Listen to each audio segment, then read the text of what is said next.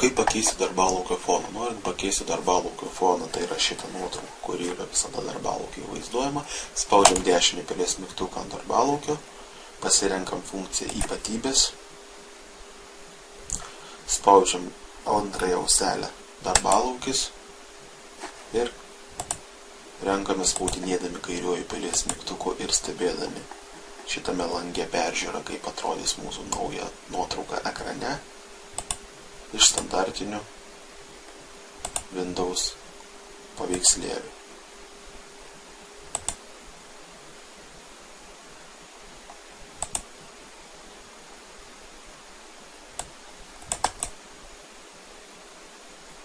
Susiradę pageidaujamą paveikslėlį, spaudžiame taikyti mygtuką ir po to mygtuką gerai. Darbalaukio fonas pakeistas.